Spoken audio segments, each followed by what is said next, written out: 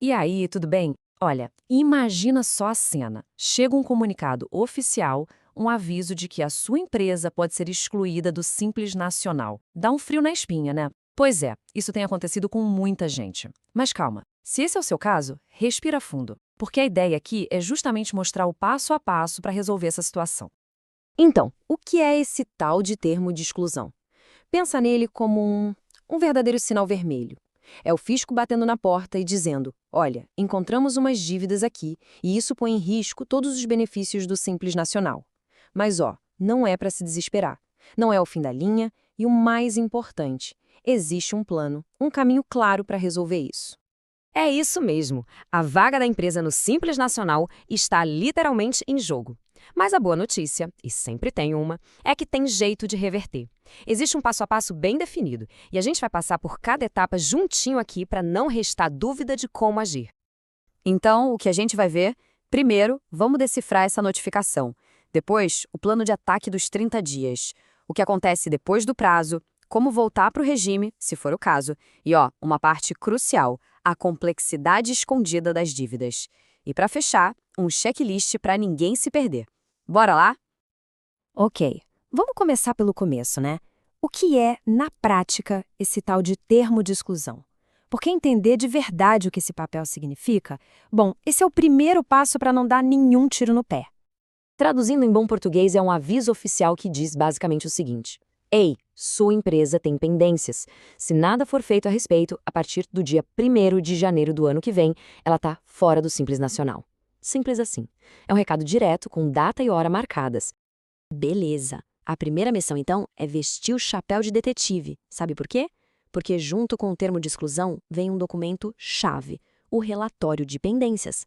O ponto de partida é sempre esse: entrar no portal ICAC da empresa e ver com os próprios olhos que dívidas são essas.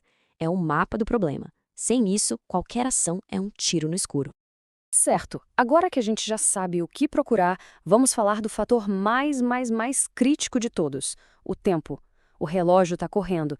Existe uma janela de oportunidade, um período de ouro para resolver tudo da forma mais simples possível.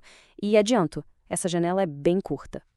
E o número mágico é 30. 30 dias. Grave bem esse número. Essa é a tal janela de ouro. É o prazo para agir e fazer com que essa notificação toda perca o efeito, vire pó. É a chance de resolver antes que a exclusão deixe de ser uma ameaça e vire um problema de verdade. Dentro desses 30 dias, existem basicamente 3 cartas na manga. A primeira opção: a cobrança está errada, então a gente contesta. O termo técnico é impugnar. Segunda opção, a mais direta de todas: pagar tudo. Quitou, acabou o problema. E a terceira carta é negociar. Seja fazendo um parcelamento comum ou, se o negócio já estiver mais sério, lá na dívida ativa por meio de uma transação tributária. E aqui vem a mágica, o grande pulo do gato desses 30 dias. Se a pendência for resolvida nesse prazo, não importa como, pagando, parcelando ou com a contestação sendo aceita, o termo de exclusão simplesmente, puf, some. Ele perde totalmente o efeito. É como se nada tivesse acontecido, é literalmente apertar um botão de reset e a empresa segue a vida no Simples Nacional sem nenhuma interrupção. Tá, legal. Mas a gente sabe que a vida acontece, né? E se passar o prazo de 30 dias? E aí, o que acontece? Bom, é aqui que a gente entra num terreno um pouco mais pantanoso. Um território de incertezas. Essa linha do tempo ajuda a gente a visualizar. A notificação chegou no dia 1. Passou o dia 30, pronto. Aquela porta da solução garantida com 100% de certeza se fecha. Ainda existe um tempo até o último dia do ano para tentar regularizar a situação, mas aquela garantia de que a exclusão vai ser cancelada, e essa, infelizmente, já foi por água abaixo. É possível pagar ou parcelar a dívida até, literalmente, o apagar das luzes do dia 31 de dezembro. Mas aí vem a pergunta de $1 milhão. Vai funcionar? Vai impedir a exclusão? A resposta final, a prova dos 9, só vem com a virada do ano. Lá no dia 1º de janeiro é que se descobre se a tentativa deu certo ou, se bem, se a exclusão aconteceu de fato. Beleza, vamos encarar o pior cenário possível. A exclusão virou realidade. E agora? Acabou o jogo? Fim da linha? Não, existe sim um caminho de volta. Mas, atenção, é um caminho que não perdoa erros. Ele exige atenção máxima aos detalhes. Para voltar para o jogo em janeiro, a regra é claríssima.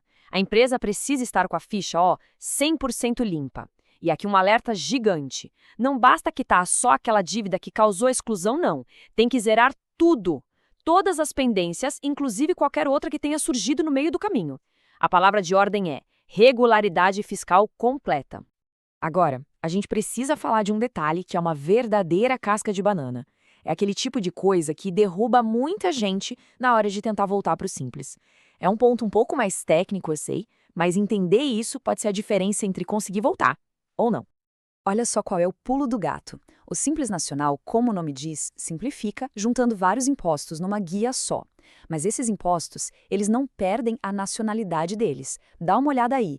IRPJ, PIS, COFINS, tudo federal. Mas o ICMS é do Estado, o ISS é do município. E o que acontece quando essa dívida do Simples vai para a dívida ativa, o governo desmonta esse pacote e cada imposto volta para sua origem. E é exatamente aqui que mora o perigo. Quando se faz uma negociação com a Procuradoria-Geral da Fazenda Nacional, a famosa PGFN, a pessoa está acertando as contas apenas com a União, com o governo federal.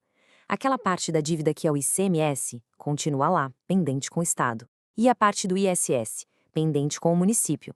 Ou seja, negociar só o federal não deixa a empresa 100% regular. E esse é o erro clássico. Ufa, é bastante detalhe, né? Então, para garantir que nada se perca no meio do caminho, vamos resumir tudo num checklist final. Pensa nisso como um mapa, o caminho das pedras para a regularidade. Então, recapitulando a missão. Primeiro passo, identificar todas as dívidas lá no portal ECAC. Segundo, agir dentro daquela janela de 30 dias, se der. Terceiro, caso precise reingressar, liquidar os débitos federais. Quarto, e esse é o ponto-chave, ir separadamente resolver as pendências de ICMS no Estado e de ISS no município. E quinto, para fechar com chave de ouro, dar aquela geral para ver se não surgiu mais nada de novo. A grande lição que fica de tudo isso é a seguinte: quando o assunto é simples nacional, não existe meia regularidade ou quase em dia. Ou a empresa está com tudo certo em todos os níveis, União, Estado e município, ou, para os olhos do sistema, não está em dia com ninguém. A análise é um pente fino completo. E tudo isso leva a gente para uma reflexão final, que é crucial. Correr para apagar o incêndio quando a notificação chega é importante, claro, mas o verdadeiro poder, a virada de chave, está na prevenção. Manter a casa fiscal em ordem não é só para evitar dor de cabeça, é sobre ter liberdade, ter tranquilidade para focar no que realmente importa, que é fazer o negócio crescer. Então, a pergunta que fica no ar é: essa base sólida está sendo construída aí, no dia a dia? Fica a reflexão. Muito obrigada pela companhia e até a próxima.